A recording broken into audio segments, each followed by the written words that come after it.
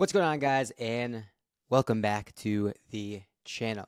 We have another cool video for you today. We're going to be digging into yet another way to source, yet another tool in your toolbox of kind of always sourcing, and it's going to be adding some seasonal variety to the sorts of products that you're already sourcing, to the sorts of, sourcing cadence that you're already executing on week in and week out. And I'm recording this video in early September, which means that the next 3, 4, 5 months are going to have a ton of opportunities to sort of execute on this sort of thing. It's going to be two different ways that we're going to actually dig into today. First one, you may actually not have seen before. So we're going to be in here, we're going to be in product best sellers. Only kind of hindrance, only kind of drawback of this method is it requires a little bit of trial and error, right? So product best sellers, the first screen we're going to get at is a breakdown of all the different categories across Amazon's catalog, right? And we'll click in grocery and gourmet food, and you'll kind of see where I'm going, and you can kind of take this and run with it and execute it on however you wish for your own business. But for this model, for this example, we're going to do grocery and gourmet food. The cool thing is, right, it allows us to filter and kind of work with this data in a lot of different ways. So to start, we're going to hit historical. And this allows us to actually filter and mess with the data based on a particular month. And in this case, we're actually after some Halloween-related items. And so we're going to track back to October 23, year 2023. And so all this data is going to regenerate based on the data from last October, right? Point being, we're going to start to be able to understand what was happening last October to make some educated decisions with our sourcing heading into this October to get ready to source some Halloween items for this year.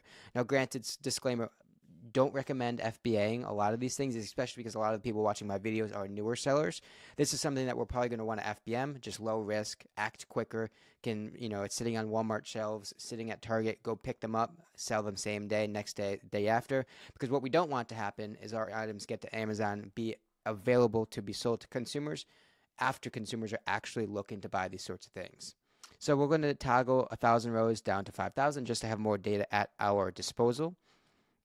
And from here, we're going to manipulate the data and really start to get to something that's meaningful.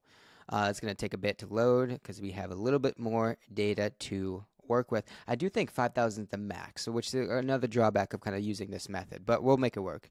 So 5,000 rows, and it's loading.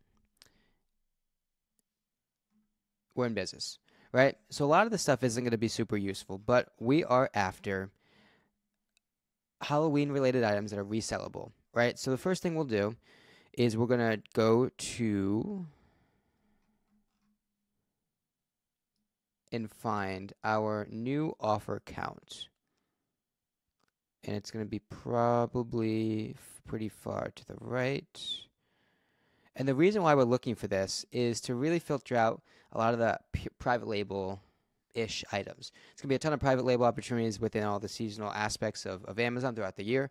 But in this case, we're not looking for those, right? So we're going to set a minimum of 4 sellers on the listing just to make sure that it's likely that the listings that we're going to be joining are available to be resold. So that's the first step, right? Next step is we're going to, and notice we don't really have much Hawaiian or Halloween related stuff yet, but we'll get there. The next thing we're going to do is look at the sales rank 30-day drop. You notice we're filtering on October's data, and so what we're of course trying to do is find things that are gaining velocity, selling more during this current time period. So we can come here, toggle to a greater than, and we can actually mess with, we can play around with the data, 50%, 60%, 80%, etc. But we'll hit a 80% change. What this is essentially saying is all these products have a percent change of over 80% from time period to time period, right? So our results are down to, I actually can't see it. I think my screen's cut off. So all these products, and a lot of these are going to be kind of glitchy, right? So it's a 30-day delta of sales rank. So essentially, 80%, so it's 100,000 down to 20,000, or 90,000 down to like 15,000, something like that. But you notice in a lot of these graphs, it's glitchy, right? The listing got separated, that's why it spiked, and then it dropped once it got remerged. So we want to continue to filter down these a little bit more to get to something that's, again, more meaningful. Now, we can, if we had time, if we wanted to, we can, of course, filter down and go through all these products one by one. But you notice there's a Mother Circus Animals Halloween cookies. This pops up.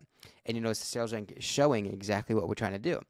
And so we can use this and iterate on it. We can actually come here in the title and search everything that contains the word Halloween in the title. A lot of different Halloween products are going to have Halloween in the actual title. And so we could use that. And essentially this filter is sourcing the words in the text, the words in the product title for the word Halloween. So we have 3 remaining results, and all of them are going to be pretty interesting. Because if we pull up this keeper graph, look what it's actually showing us. Last October, bang, sales rank drops to 500, 400, 600. You know, this is the sweet spot right here. That's when it's selling the most. And all the alpha accounts are these people are printing. Now, if we come this year, that same thing is starting to happen. Sales rank starting to drop. It'll probably, as we approach October, it'll probably drop to, the same sort of single, 100, 200, 600 sort of range. If we go to all, same thing happens every single October. 400, 500, 600, right? Same thing every single year. And so this is an opportunity where we can be one of these sellers that join the market, list the FBM, and make a boatload of money selling this particular product. Now, granted, we haven't gotten to the actual nitty-gritty of understanding the price point in comparison to the profits. We can get there, but this is kind of the practice of understanding the sorts of seasonal products that we're after, the sorts of seasonal products that we're interested in. Now, for this example, we can load it up. Of course, Halloween pack of Mother's Eerie Critters, right? It's a big box. We'll have to keep that in mind, especially with FBM. Obviously, you can ignore the sales rank here, the sales rank here. It's going to continue to drop, but we can start to understand the particular price point that we're after. So it doesn't look like this is going to be super practical, A, because it's so big, but B, price is like $12, $13-ish, and I don't think, our price is around $12, $13. We can see if the price goes up much, but, not really. It looks like, selling at 26 a bit. Another time, a couple years ago, I was selling for 24, but not enough room for us, clearly. So this is going to be a skip. But I talk a lot on this channel about pivot points, right? This is another pivot point where we have a couple different options to proceed. Of course, right, there's going to be 11 sellers that are on this product that have probably bought it wholesale, so not super applicable, but it's always worth kind of taking a glimpse into their storefront with the understanding and the hypothesis that, well, they found one Halloween product, bang, look at this. They likely have other ones. And so it's pretty quickly apparent that this seller has done some other Halloween sourcing. And so this is one point of pivot to dig into the sorts of Halloween products that they also have, this particular seller, because we found the first, and see if there's anything else interesting in their particular product, right? Remember, good products hang out really close to each other. Haribo Halloween trick-or-treat mix, right? Mother's Halloween Circus Animals. So they have plenty of Halloween products that we can start to dig into. And they all are probably going to exhibit the same sort of activity, which is exactly what we're after. Again, here, if we load up the past couple years, bang, bang, bang. Price point remains pretty steady. And so we're going to be selling this, between probably, 25 and 30-ish. So we need to be buying this for about 14, 15, something like that. And actually, we're in business. $9.94 buy cost. And so what does that mean for us? $9.94 buy cost, $11 profit, 35% margin. Understand also what the sales rank kind of drops to. 15,000, 20,000, 15,000. So it's not going to sell a ton, but of course at those margins, it doesn't necessarily matter. What we'd want to do is understand or analyze what the sales rank kind of drops to every single year to use that and kind of anticipate some sort of future volume. And so what we can do is come into Jungle Scout, the free sales estimator, take that data and understand the sort of potential velocity that we're going to be after. And so United States, we're going to be in grocery, enter the sales rank of about, I think, 24,000. So, 300 sales a month, so not crazy, but how many sellers are on it? So that's already 13. So this isn't something that's going to sell a ton, but also it's going to be FBMable, right? It weighs, that's actually bigger than I thought, 2 pounds. So FBM is going to, where's the profit calculator at? Here it is. FBM, probably going to cost like $8 or $9 to ship. $11 profit, 112% ROI. I mean, again, it's not going to sell a bunch, but we could probably sell 20, 30 of these 40 times in the next month. And so we'll make a good, $200, $300, $400. A good product. And another point that we've arrived at is another point of iteration, another point of pivot, right? We can obviously continue down this first storefront, the one that we found this product at, or now we've uncovered 4, 5, 6, 13 other sellers that probably have related products, that probably have other sorts of things that are related to this first one, right? So we can start to click into these sorts of sellers and see if they have any Halloween stuff. And that's how we continue to pivot, right? That's how we continue to uncover more and more and more and more different sorts of Halloween products. This is something, right? Not Halloween related, but it's fall related. And so that's something that's interesting. You could see the seasonal aspect right there. Sales dropping, sales rank dropping. September, October is going to drop even more. And so that's how we're going to really start to uncover a lot of these seasonal products, these Halloween products that are related to the season by just using and leveraging storefronts that are interesting, storefronts that are of sellers that have done this before, that are smart, that have sold these sorts of products year after year after year. We're going to leverage all of their hard work. And so that's method one, is using this historical chart to find some entry products, to find some interesting products as a first scope, to find sellers to learn from, to find maybe even products that we can sell, but more importantly and more valuably is to find sellers that we can continue to learn from and iterate from. And so those, first couple of 2 or 3 sellers, we would bookmark, put in a folder that says Halloween sellers or October sellers. To next September and the September after, we can continue to go back to those sellers and see and monitor the sorts of products that they're finding so we can use that hard work to our advantage. So that's method one. And the second method is going to be pretty similar. It's going to be using our filters to iterate on these sorts of products. Now, this is going to be current data, so not historical data, not like we were doing before.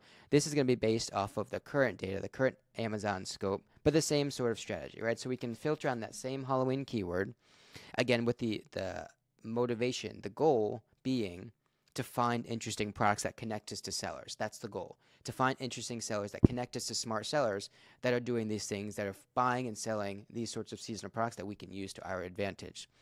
Right? Halloween text filter going to come down here. Use the same sort of new offer count minimum.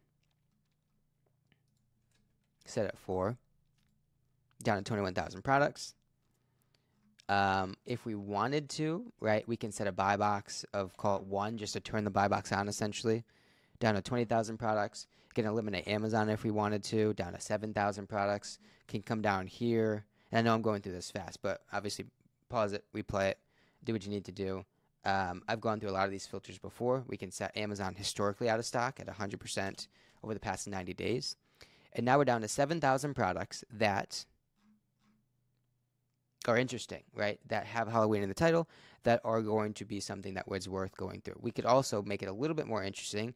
Note that we want to FBM them ideally, so we can have markets looking for markets that have at least one FBM seller to make sure that we can authenticate that we can also FBM. If you really, really wanted to, you can set a maximum of like £1 to make sure you can ship them cheap, right? Ship them first class or whatever USPS calls it nowadays, right? So there's a poundage filter somewhere. It isn't grams, so do the conversion, right? So it's not going to be £1. It's going to be grams, so it's probably, I don't know the conversion. I'm not going to try. But 3,000 products that are related and have Walmart or Halloween in the title. And these, of course, we can go through pretty quick because a lot of these are going to be pretty uninteresting. Like a lot of these pillows and stuff we don't want to be a part of. We're mainly looking for like the snacks, right? The groceries, the candy, the decorations, that sort of stuff that are going to really pick up steam over the next month that we can move quickly FBM a good amount of units. I would avoid Halloween costumes just because that's something that gets returned a whole bunch. So I would avoid those. But again, like this is interesting. Dig into, understand velocity, map it back to a buy cost. We're good there. And then just find those sorts of items, right? There's going to be a ton of, once we get through the costume. Well, there's a way to actually, no, there's not. Never mind. I was going to say we can eliminate the word costume from our search. but I forget how exactly that works, so I'm not going to try. But all of the grocery things are interesting. We could even come here and come down to the category and set grocery and gourmet food category. Now we're down to 184 products. And these are all probably going to be pretty, a decently warm subset of interesting products. Again, look at all the sales ranks starting to drop. Or well, actually, a couple of these don't. That sales rank drops. That sales rank drops. A lot of these are going to show that cyclical right here is a really good picture of it. Really cyclical nature of the sales rank, increasing price a little bit, not much, but velocity is going to be the huge indicator here of stuff that we're looking for. Look at that sales rank drop, right? Candy corn drops down, probably a single couple hundred, 200, 300, 400 sales rank. Look at that. All these are going to be something that is worth going into with a fine-tooth comb to understand and find opportunities where you can buy and profitably list them FBM and sell them quickly with low risk. With that being said, guys, that is going to be it for today's video. Hope you enjoyed it. If you did, leave a comment, like the video, subscribe to the channel, and we will see you in the next one.